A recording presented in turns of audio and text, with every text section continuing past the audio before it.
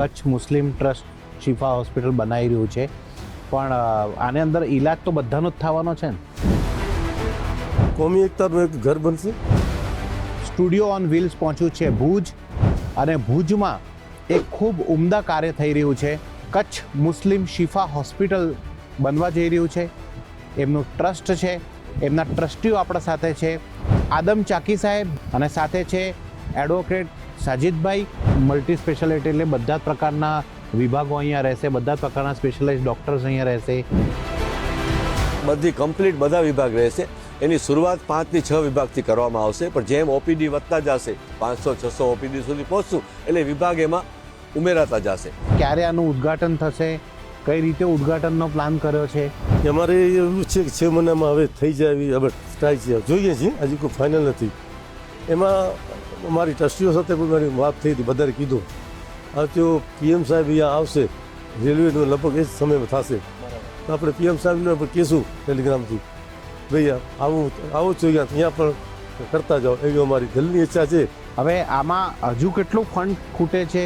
હવે અમારા જે 15 કરોડ ખૂટે છે, જે લેવાના સાધન લેવાના છે. આપણે એવા દાખલા જોયા છે કે નાનકડી બીમારી લઈને ગયો હોય ને ઘણી વાર તો એવું કે દુખતું હોય પગમાં અને ઓપરેશન કરી દીધું માથાનું.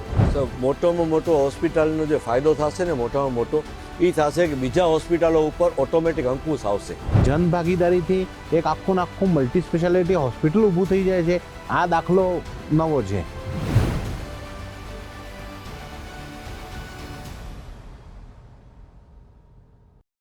નમસ્કાર, ગુજરાત ફર્સ્ટનું વિશેષ અભિગમ સ્ટુડિયો ઓન વ્હીલ્સ પહોંચ્યું છે ભુજ, અને ભુજમાં એક ખૂબ ઉમદા કાર્ય થઈ રહ્યું છે, અને એ કાર્ય થઈ રહ્યું છે એક અસ્પતાલનું નિર્માણ કાર્ય. આમ તો હોસ્પિટલને આપણે મંદિર કહીએ છીએ, પણ આ એક એકતાનું પ્રતીક બનવા જઈ રહ્યું છે. ભુજમાં કચ્છ મુસ્લિમ શિફા હોસ્પિટલ બનવા જઈ રહ્યું છે. શિફા હોસ્પિટલના બંને ટ્રસ્ટીઓ આપણા સાથે છે. એમનું સ્વાગત છે આ વિશેષ ચર્ચામાં. ટ્રસ્ટી આદમ ચાકી સાહેબ, જે ગુજરાતમાં એક ખૂબ પ્રખ્યાત નામ છે, વર્ષોથી જાહેર જીવનમાં આપણે એમનું નામ સાંભળ્યું છે, એમનું કામ જોયું છે, અને સાથે છે એડવોકેટ સાજિદભાઈ, જે આ શિફા હોસ્પિટલના ટ્રસ્ટી છે. મૂળ એમનો વ્યવસાય એડવોકેસીનું છે, પણ ખૂબ સારા કાર્યમાં આ ટ્રસ્ટીઓ જોડાયા છે. સ્વાગત છે આપ બંનેનું આ વિશેષ રજૂઆતમાં. સૌથી પહેલાં આપનેથી ચાલુ કરી આદમભાઈ, વિચાર ક્યાંથી આવ્યો કે એક હોસ્પિટલ બનવું જોઈએ, ને એ બી આટલા ઉમદા વિચાર સાથે કે એનું એકતા મંદિર જેવું નામ આપવાનું? એમાં કોરોના કાળનું બીજો કાર આવ્યું ત્યારે કચ્છમાં મરણનું આંક બહુ મોટું થયું. હું જાહેર જીવનમાં હોઉં એટલે રમજાન મહિનો હતો ને, એમ રાતના 2 વાગે 1 વાગે બધા આવે કે હોસ્પિટલમાં ફોન કરી દો, ભલામણ કરી દો, ઓક્સિજનની જરૂર છે. પણ હું ફોન કરું, પણ તપાસ કરું, પણ ક્યાં પણ કોઈ થાય નહીં. જીકે જનરલ હોસ્પિટલમાં ફોન કરું તો ઉભા થઈ જાય, પણ લોકો કહેતા આ મરણની પામશે, વાં જશે, એટલે કોઈને વિશ્વાસ હતો નહીં. એવા ઓછામાં ઓછા મારા ઘરે 20-25 જણા આવ્યા હતા, એમાંથી 15થી 20 ઓફ થઈ ગયા. એ રમજાન મહિનો પૂરો થયો ત્યારે મને રાતના ખ્યાલ આવ્યો કે ભાઈ કુદરતે તમને ઘણું બધું આપ્યું છે, આર્થિક રીતે આપ્યો છે, સામાજિક રીતે આપ્યો છે. આપણી નૈતિક જવાબદારી થાય કે આપણે કંઈ હોસ્પિટલ બનાવીએ. તે હોસ્પિટલ બનાવવા માટે અમે વિચાર્યું. પછી અમે એક અમારા મિત્ર છે યુસુફભાઈ જત, એની ઓફિસે ગયા. ભાઈ આપણે હોસ્પિટલ બનાવીએ તો શું કરશું? વિચાર સારું, શું કરશું? જો આપણે ટ્રસ્ટીઓને બધાને ફોન કરીએ, લોકોને જે વખતે સારા લાગતા હતા, બધાએ, આમ તો બધા સારા જ હોય, જે એના સંબંધ હતા ને બધાએ એને ફોન કર્યા. ફોનમાં વાત કરી તો એ બધા હા પડી. હવે શું કરશું? આવશે ભાઈ, અમારા એક ટ્રસ્ટી હતા યુસુફભાઈ હાજી, જે આવવાના હતા, આજે આવી શક્યા નથી. એ ભાઈ પણ અમે મિટિંગ જે બોલાવ્યું તો આવ્યા. શું નામ રાખશું, કઈ રીતે કરશું? તો યુસુફભાઈ કીધું કે જે આના કચ્છના એક મુફતી આઝમ કચ્છ, જે કોમી એકતાના પ્રતિક હતા, હાજી અહમદ સાહેબ આવા, એ મને કીધું હતું કે જ્યારે પણ તમે હોસ્પિટલ બનાવો એનું નામ શિફા રાખજો. અચ્છા. એટલે અમે તે વખતે જ તમામ ટ્રસ્ટીઓએ નિર્ણય લીધો કે આપણે શિફા હોસ્પિટલ બનાવીએ, મુસ્લિમ શિફા હોસ્પિટલ મેડિકલ ટ્રસ્ટ. એમાં બધા પછી ચર્ચા થઈ, ભાઈ આપણે આ કરવું છે, માત્ર માલિક રાજી થાય, ન ગોરા ન કારા, કોઈ પક્ષ સાથે આપણું સંબંધ નહીં, તમામ સમાજની હોસ્પિટલ બને, મુસ્લિમોની નહીં, તમામ સમાજનું. એમ લાગે કે લખપતમાં બેઠેલો એમ કે મારી હોસ્પિટલ, આડેસરમાં બેઠેલો માણસ એમ કે મારી હોસ્પિટલ. એ શબ્દથી આપણે આગળ વધીએ તો બધાએ હા પાડી. પછી બીજી વાત કરી કે આપણે જે ફંડ મળે એ ફંડ આપણે શિફામાં જ વાપરીએ. આપણે જે આપણા પ્રવાસ જઈએ, બહાર જઈએ, જમવાનું થાય, તે થાય ને અહીંયા ચાય પણ પીએ, એ આપણા ખર્ચે. અચ્છા. એમાં કોઈ પણ આમાં 1 રૂપિયો પણ આમાં વાપરીએ નહીં. તો એમાં પણ બધા ટ્રસ્ટીઓ હા પાડી. એ કરીને અમે ટ્રસ્ટ રજીસ્ટર કરાવ્યું. 2022માં રજીસ્ટર થયું. પછી હવે જમીન લેવા માટે તો અમે ભુજમાં જ ઘૂમી રહ્યા હતા, જમીન ક્યાં. મારો જમીનનો ધંધો છે, વ્યવસ્થા છે, એક બિલ્ડર છું, હવે તો રિટાયર થઈ ગયો, છોકરા કરે છે. એટલે આ જમીન ખરીદી કરી ને આ જમીન ઉપર નકશા, પ્લાન, દસ્તાવેજ બનાવ્યા, મંજૂરી લીધી. મંજૂરી લઈને અમે કારોબાર શરૂ કર્યું ને આખું કચ્છ આમાં આજે ભેરું થયું, જોડાઈ ગયું. સાજિદભાઈ, શું ખાસ ફેસિલિટી રહેશે આ હોસ્પિટલમાં? મલ્ટી સ્પેશિયાલિટી હોસ્પિટલ છે. તેમાં જેટલા પણ વિભાગ મલ્ટી સ્પેશિયાલિટીમાં હોય તેમાં તમામ આની સગવડતા રાખવાની છે. ધીરે ધીરે તમામ વિભાગ ચાલુ કરવામાં આવશે એમાં. અને સૌથી મોટી ફેસિલિટી એમાં એ રહેશે કે જે ખર્ચ છે એ ઘણો જ અત્યારે જે હોસ્પિટલો જે કોમર્શિયલાઇઝ કરીને જે ખર્ચ લઈ રહી છે એના કરતાં ઘણો જ ઓછા ખર્ચે અને માનવીય અભિગમ રાખીને આ લોકોને સારવાર મળે તે મુખ્ય હેતુથી આ હોસ્પિટલ ચાલુ કરવામાં આવશે. એટલે મલ્ટી સ્પેશિયાલિટી એટલે બધા જ પ્રકારના વિભાગો અહીંયા રહેશે, બધા જ પ્રકારના સ્પેશિયલાઇઝ ડોક્ટર્સ અહીંયા રહેશે, ઇમરજન્સી વિભાગ રહેશે, આઈસીયુ રહેશે, આ બધી વ્યવસ્થાઓ બધી કમ્પ્લીટ બધા વિભાગ રહેશે. એની શરૂઆત 5 થી 6 વિભાગથી કરવામાં આવશે, પણ જેમ ઓપીડી વધતા જશે, 500-600 ઓપીડી સુધી પહોંચશું એટલે વિભાગ એમાં ઉમેરાતા જશે. શરૂઆતમાં અગર વિભાગ એ નહીં હોય તો ટાઈઅપ કરવામાં આવશે બીજી હોસ્પિટલ્સથી અને અહીંયાની ગાડી હશે તે લઈને ત્યાં પર સારવાર કરાવી આવશે. પણ અમારી જે ફાઇનલ જે આખી હોસ્પિટલ જે ફૂલ ફ્લેજમાં ચાલુ થઈ જશે ત્યારે જે અમદાવાદ લેવલમાં જે ઓપરેશન્સ થાય છે કે જે સારવાર થાય છે બધી અહીંયા જ અમે ભુજમાં ઉપલબ્ધ કરાવશું. ઓકે આદમભાઈ, કેટલો ખર્ચ હજી સુધી થઈ ગયો છે, પ્રોજેક્ટ શું છે અને ક્યાર સુધી પૂરું થઈ જશે? અમારું ખર્ચનું પહેલું જે આયોજન હતું, અમારા જે નિષ્ણાત ડૉક્ટર, એન્જિનિયર, ટ્રસ્ટીઓ બેઠા, નકશો અને પ્લાન બનાવ્યો. એમાં એવું હતું કે અમે 35 કરોડમાં આ પૂરું કરી લઈશું. પરંતુ હવે જ્યાં સ્ટેજ પર હવે પહોંચ્યા છીએ ત્યાંથી 50 કરોડ ઉપર પહોંચી ગયું. પછી અમે એક મોટું કામ ને ખરેખર કચ્છને સલામ કરું છું, આપના માધ્યમથી ને ગુજરાતને કરું છું કે અમે સોશિયલ મીડિયામાં અપીલ રાખી ભાઈ ને એના direct fund social media through ખાતામાં આવે બેંકમાં, એની આખો કોડલોક આપીને શરૂ કર્યું. એમાં આખા કચ્છમાંથી ક્યાંથી 500 રૂપિયા આવે, ક્યાંથી 1000 આવે, કોઈનું બર્થડે હોય, કોઈનું મરણ હોય, કોઈની ખુશી હોય, ગમી હોય, તમામ રૂપિયા રોજ 25, 30, 40 હજાર, 50 હજાર રોજ આવે છે. એનું બેંકનું એકાઉન્ટ અલગ છે. એટલે એ અમને સપોર્ટ શરૂ થયો. પછી અમે ફંડ લેવા નીકળ્યા. પહેલી શરૂઆત, નકશો બની ગયો, પ્લાન બની ગયો, હજી કામ ચાલુ થયું ન હતું. માંડવી ગયા એટલે એક મોટા વાણવટા છે, મોટું નામ છે. પેલું જ પહોંચ્યા, નકશાને પ્લાન લઈને બધા ઓળખે એટલે આવો બધો બેસાડ્યો. હજુ ભાઈ અમે એક અપેક્ષા લઈને તમારા કને આવ્યા છીએ કે બેસો તા ખરા, તમે બેસાય ને આખું બધા ચા પાણી કરે. શું અપેક્ષા તમારી? હજુ અમારે 2 રૂમ તમારા પરિવાર નામ જોઈએ, 5.5 લાખ રૂપિયા એટલે 11 લાખ જોઈએ. તે 11? હજુ હા, તે ભલે બેસો. અમે ચાય નાસ્તો કરતા હતા એટલી વાર બધાને પરિવારને ફોન કર્યો. તે જ ટાઈમ કીધું 22 લાખ રૂપિયા 4 રૂમ આપીએ છીએ. ત્યારે અમને થોડુંક હિંમત વધી કે આપણે હવે પહોંચી વળશું, હવે કે ટેન્શન નથી. પછી આ પરિવાર તો અમને લગભગ 40-45 લાખ આપ્યા, પણ અહીંયાથી શરૂઆત થઈ એટલે લોકોમાં એક ઉત્સાહનો માહોલ અમે જોતા ગયા. આજે લગભગ 30-35 કરોડ ઉપર પહોંચી ગયા, આવી પણ ગયા, કામ પણ પૂરું થવા આવ્યું. હવે આપણે જે સાધન છે એના માટે ટ્રાય ચાલી છે, એ પણ થઈ જશે. એટલે ફંડમાં કોઈ તકલીફ પડશે નહીં ને ગવર્મેન્ટ પણ આમાં અમને સાથ આપે છે. અચ્છા.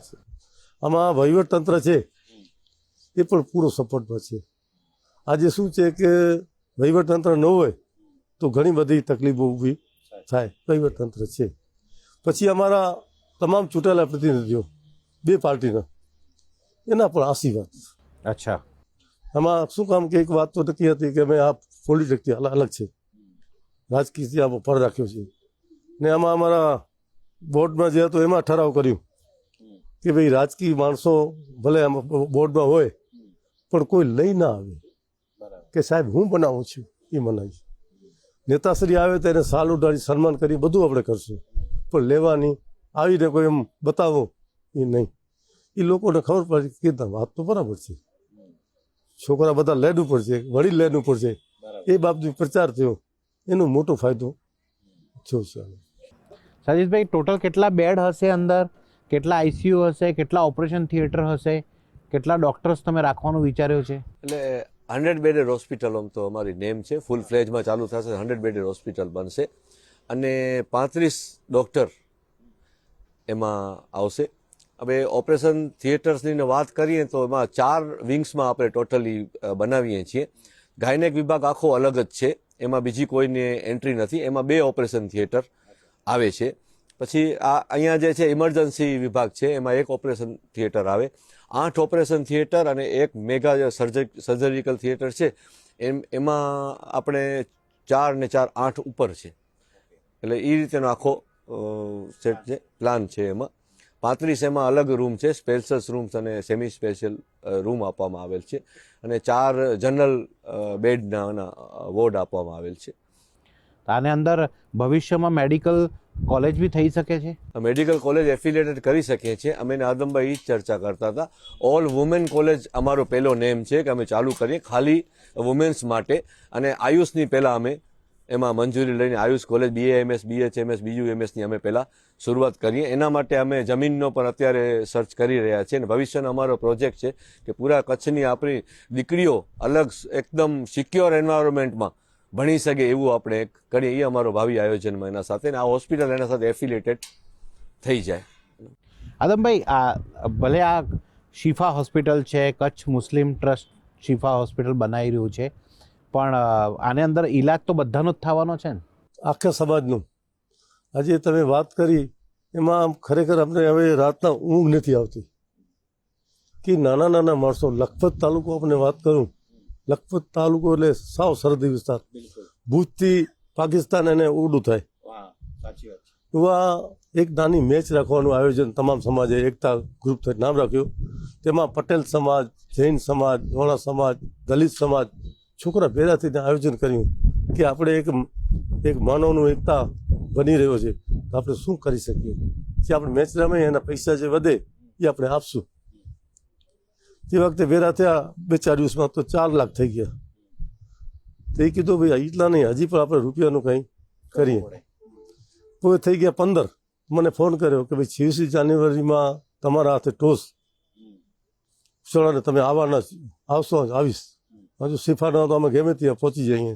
અમે તો કિસ્તો લીધો છે, કિસ્તો લઈને ગમે ત્યારે જે કોઈ રૂપિયા આપે તો કિસ્તો લઈ પહોંચી જઈએ. એટલે અમે પહોંચી ગયા. રાતના મેચ શરૂ થઈ, પછી લોકો બધા જોયા. તે વખતે કીધું હવે 17 થઈ ગયા.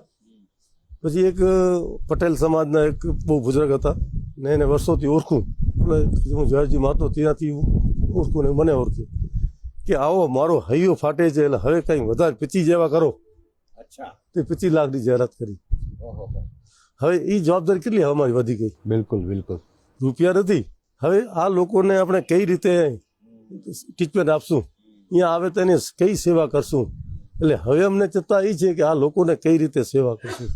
એવી જ રીતે સરહદી ગામ ખાવડા વિસ્તારમાં જૂના ગામ છે, એ પણ લગભગ પાકિસ્તાન અહીંયાથી લગભગ 30-40 કિલોમીટર દૂર છે. સાવ સરહદનું ગામ છે છેલ્લું. અહીંયા અમને બોલાવ્યા કે ભાઈ તમે આવો, અમે તમને 13 લાખ રૂપિયા આપશું. એકદમ છેવાડાના ગામમાંથી. હા, તો કીધું કે ભાઈ 13 લાખ આવશું. તમે ટ્રસ્ટીઓ બધા ભેગા થઈ ગયા. પછી મેં પૂછ્યું અમને, ભાઈ તમે 13 લાખ આટલું કામ કેમ કર્યા?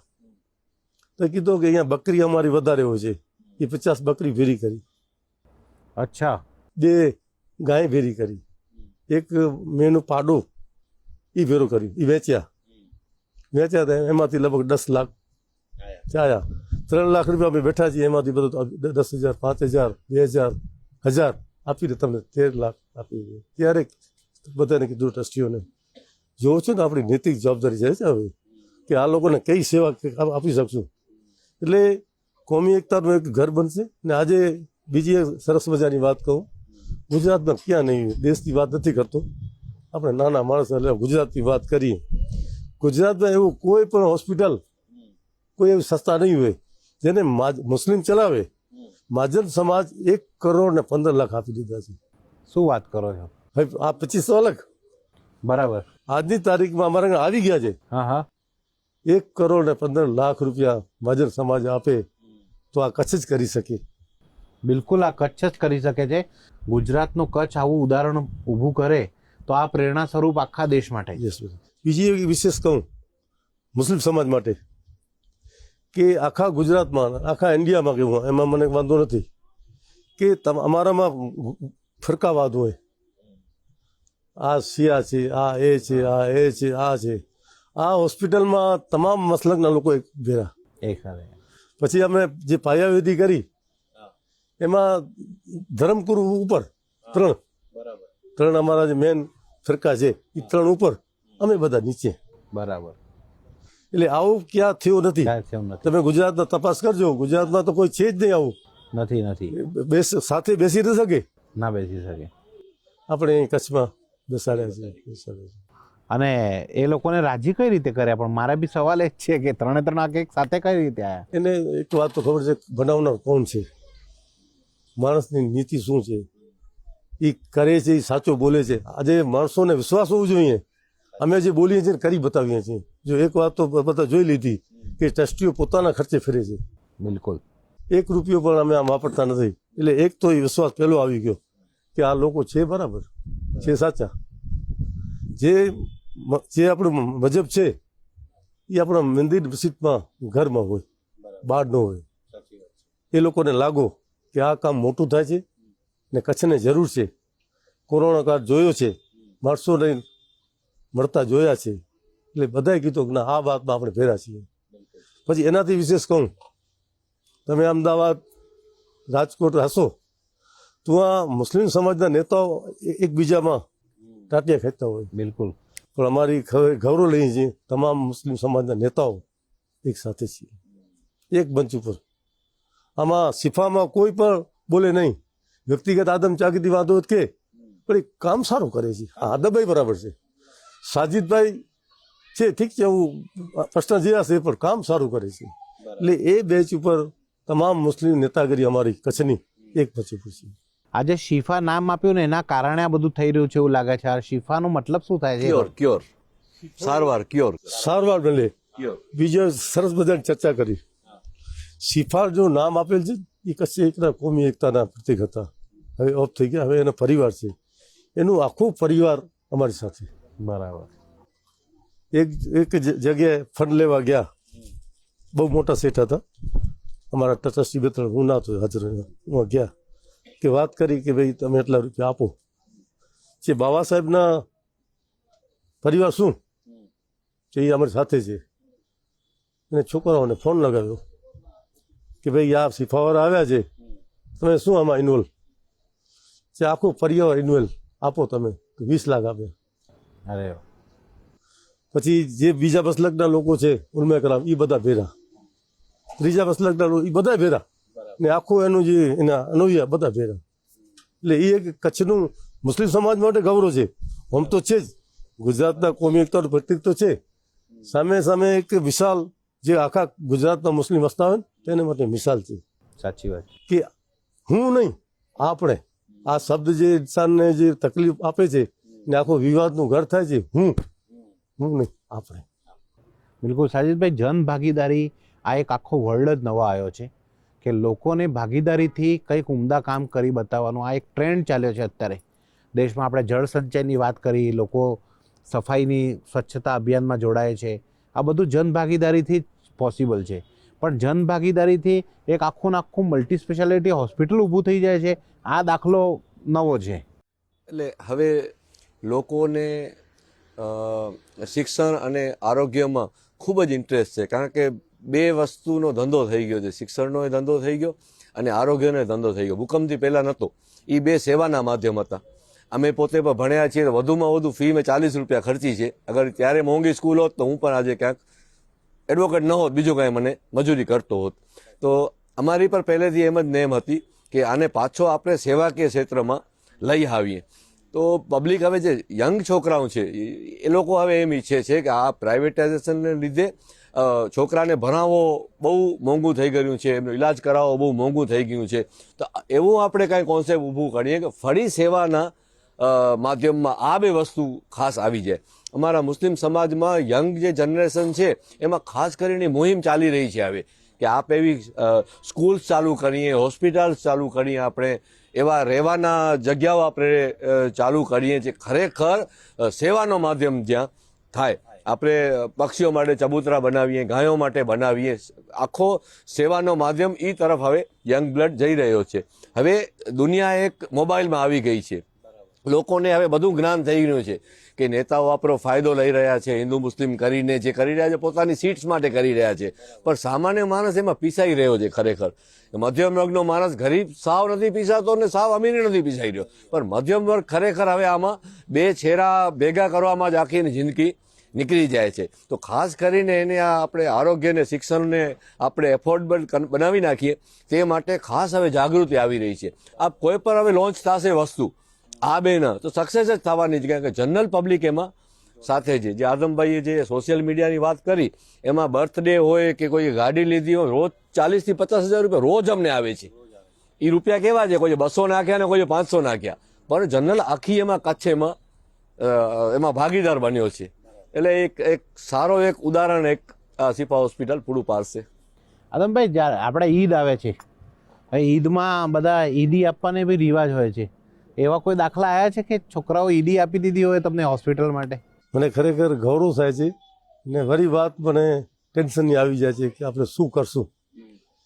એક નાનું ગામ છે ભૂજથી દૂર, એમાં એક નાની છોકરી લગભગ 8 વર્ષની શિફા ચાલે છે, એટલે ઘરમાં ચર્ચા થતી હોય તેને ફાધરને કીધું, બાપુજી મારા 700 રૂપિયા છે મને શિફામાં દેવા છે. તો ભાઈએ મને ફોન કર્યો, આદમભાઈ રૂપિયા બહુ ઓછા છે, મારી દીકરીની ઈચ્છા છે તમારા કને આવે ને તમારે હાથે આપે અને મોકલો. અમે એની રાહ જોઈ. એ 700 રૂપિયા લીધા. પછી સોશિયલ મીડિયામાં પણ અમે એના છપાવ્યો. પછી અમારો એક ભાઈ છે ટ્રસ્ટી મંત્રી છે યુસુફભાઈ, પેલા ફારૂક સાબુ ચલાવતા, એમાં છાપ્યો આનો ફોટો. એટલે આવા તો હરેક બનાવો બન્યા છે. એટલે અમને ખરેખર ગૌરવ પણ થાય છે ને ઊંઘ અમારી વેરાવર ખરાબ થતી જાય છે, કઈ રીતે સુઈ શકશે. ટેન્શન થાય, પણ એક ઉમદા કાર્ય આપણે ચાલુ કર્યું છે એટલે એ તો સારી રીતે જ પૂરું થશે. આટલા લોકોના સપોર્ટથી કામ થઈ રહ્યું છે તો ખૂબ મોટી વાત છે. આપણે ટોટલ અહીંયા મુસ્લિમ સમાજની વસ્તી કેટલી હશે આદમભાઈ આખા કચ્છમાં? લગભગ આપણે કચ્છમાં 35% જેવી અમે 35% હશે. 20 લાખ વસ્તી છે, 35% મુસ્લિમોની. પણ આમ ડેડિકેટેડ હોસ્પિટલ કહીએ તો આ પહેલું કે એટલા પહેલા બી કંઈ બનેલા છે? ના બનેલા હતા, તાલુકા વાઇઝ હતા પણ સેન્ટ્રલાઇઝ સેન્ટર કોઈ માંડવીમાં હતા, એક હોસ્પિટલ બની બંધ થઈ ગઈ, પણ નાની આવી હોસ્પિટલ તાલુકા લેવલે હતી, બાકી સેન્ટ્રલ આવી હોસ્પિટલ કોઈ પણ છે. આખા જિલ્લા લેવલે આ સૌથી મોટી હોસ્પિટલ બનશે. અને શું પ્લાન કર્યો છે, ક્યારે આનું ઉદ્ઘાટન થશે, કઈ રીતે ઉદ્ઘાટનનો પ્લાન કર્યો છે? અમારે એવું છે કે 6 મહિનામાં હવે થઈ જાય એવી હવે ટ્રાય છે, જોઈએ છીએ, હજી કોઈ ફાઇનલ નથી. એમાં અમારી ટ્રસ્ટીઓ સાથે પણ મારી વાત થઈ હતી, બધાએ કીધું આ જો PM સાહેબ અહીંયા આવશે, રેલવેનું લગભગ એ જ સમયમાં થશે, તો આપણે PM સાહેબને પણ કહીશું ટેલિગ્રામથી, ભાઈ આવો છો અહીંયા પણ કરતા જાઓ, એવી અમારી દિલની ઈચ્છા છે. બાકી PM સાહેબ જે કહે નકા તો અમારો જે પ્લાન છે કે 3 ઉલમા ઇકરામ બેસશે, અમે નીચે બેસશું ને ચાલુ કરશું. બરાબર. હવે આમાં હજુ કેટલું ફંડ ખૂટે છે અને જો કોઈને મદદ કરવી હોય તો કઈ રીતે કરી શકે છે? હવે અમારા જે 15 કરોડ ખૂટે છે, જે લેવાના સાધન લેવાના છે, સ્ટુબને લેવા છે, એ માટે અમે તમામ કચ્છને, ગુજરાતને અપીલ કરીએ છીએ કે ખરેખર તમે આવો જો ને અમને આ જરૂર છે. તમે જે સાધન લઈ આપો, અમને રૂપિયા નથી જોતા. હવે રૂપિયા એ કચ્છ આપી દીધા, હોસ્પિટલ તૈયાર થઈ જશે 3 મહિનામાં.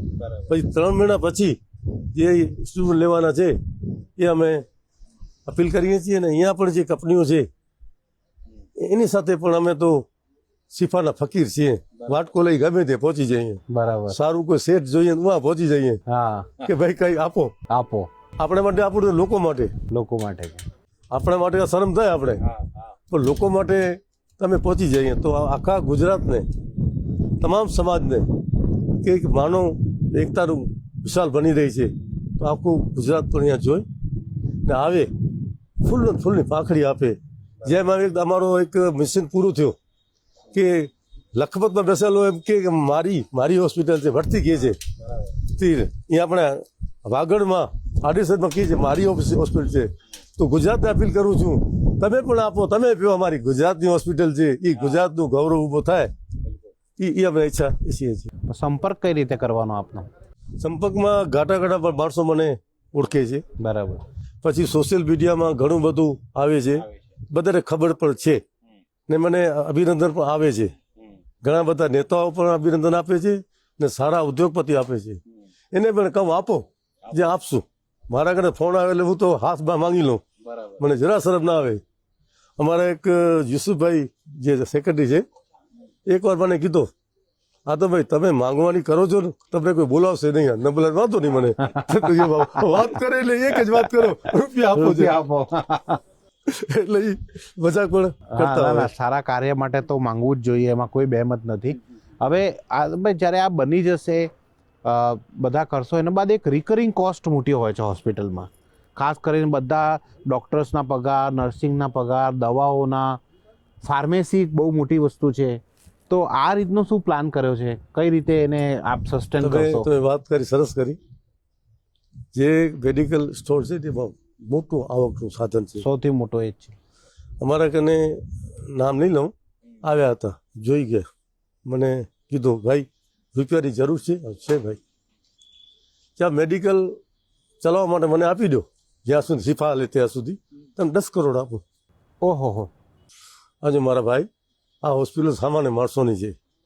અમે તો એ છીએ કે હાર્ટનો પેશન્ટ આવે એને 200 રૂપિયા ફી ને 400ની દવા પતી જાય, એટલે 600માં બધું પૂરું થઈ જાય. ને બીજી વहाँ જાય હોસ્પિટલમાં તો 3000 લાગે.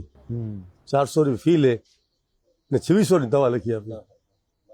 એટલે આપણી લાઈન એ છે એટલે આમાં બચશે. આપણે દવામાં પણ આપણે જે દેશું એ પણ કંઈ સાવડી પણ એમાં પણ રૂપિયા બચશે.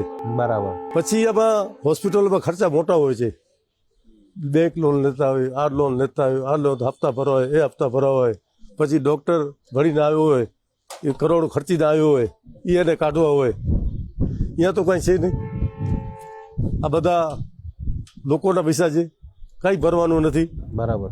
ડૉક્ટરોને સરખી મહેનતાણું મળે એ વાત મારી હમણાં ભેટી ગાતી ડૉક્ટર સાથે 45 ડૉક્ટર હતા અમારા, એની સાથે ચર્ચા કરી કે ના છે આપણી હોસ્પિટલ હાલશે, એમાં કોઈ પણ શંક નથી. એમના સર્જન પણ હતા, MD પણ હતા, ન્યુરો સર્જન પણ હતા. બધાએ કીધું કે આપણે હલાવી લઈશું, હાલશે. તમારી નેમ એકદમ ક્લિયર છે ને ડૉક્ટરોને પણ આપવાનું એવું નથી. એટલે હોસ્પિટલ હાલી જશે એ આપણે વિશ્વાસ છે. પણ સાજીદભાઈ, આપને બી આ જે દાખલો કીધો, આવું તો દરેક જગ્યાએ ચાલતું હોય કે મેડિકલ સ્ટોરમાં જે રીતની લૂંટફાટ થાય છે. હવે આપે પહેલાં જ કીધું કે આ ધંધો બની ગયો છે.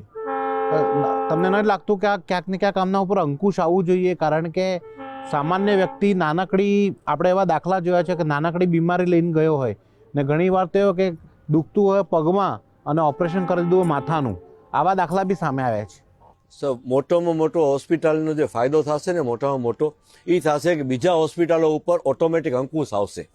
અત્યારે શું છે કે જ્યારે ઇમરજન્સી ખાસ હોય છે ત્યારે આ ડૉક્ટર્સ છે ને ખૂબ જ એનો ગલત ફાયદો ઉઠાવી રહ્યા છે. અમે 25 વર્ષથી હું સામાજિક ક્ષેત્રે કામ કરું છું. અવારનવાર દર્દીઓને લઈને જાઉં, જેવો એની તબિયત ખરાબ હોય દવા એટલી 10,000ની અવરા બબે થેલા એ દવા લખી આપીને અંદર જાય, દવા પૂરી થઈ જાય, પછી શું થાય છે એ દવાનો આપણને ખબર નથી પડતી. તો ખરેખર એ વસ્તુ જે છે એના ઉપર અંકુશ લાવવો ખૂબ જ જરૂરી છે. સરકાર એના ઉપર કોઈ પણ નથી કરી રહી. એના ઉપર ખરેખર તો સરકારે એના ઉપર કરવું જોઈએ. હવે સાહેબ, હાર્ટનો પેશન્ટ જાય, મારા પોતાના દાખલા છે, ડૉક્ટર કહે છે 30,000નું ઇન્જેક્શન મારું, 35નો મારું, 40,000નો મારું, સાહેબ 1500-2000 ઇન્જેક્શન આવે છે. બરાબર છે ને? જે છે એ હવે માણસ મળતો હોય એની ઘરવાળી દાગીના વેચીને પણ એ ઇન્જેક્શન લેવડાવે છે.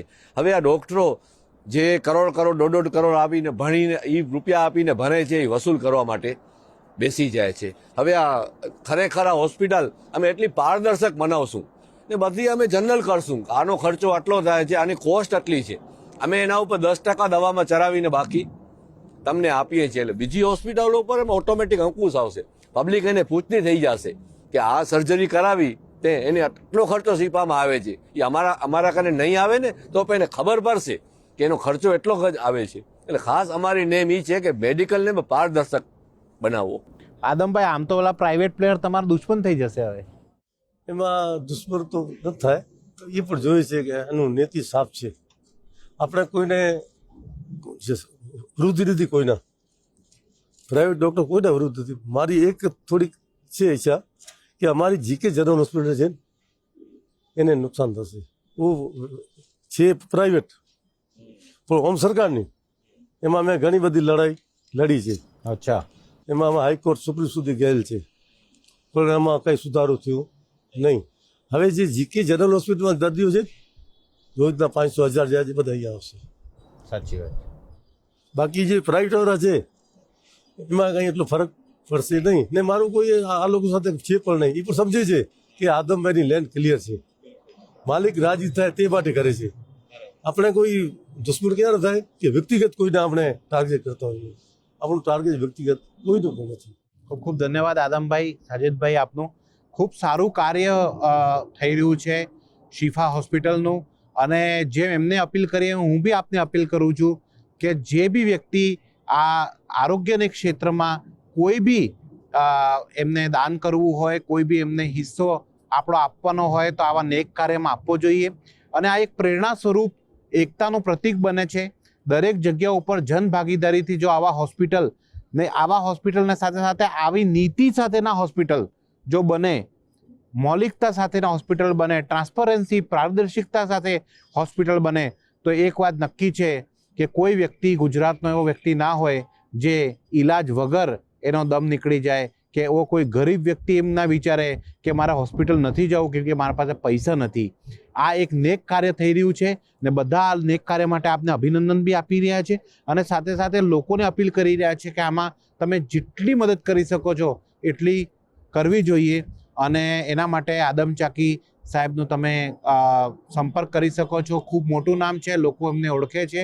અને બાકી શિફા હોસ્પિટલનું સોશિયલ મીડિયા પ્લેટફોર્મ બી છે, ત્યાં જઈને સતત આપ અપડેટ બી લઈ શકો છો. ખૂબ ખૂબ ધન્યવાદ.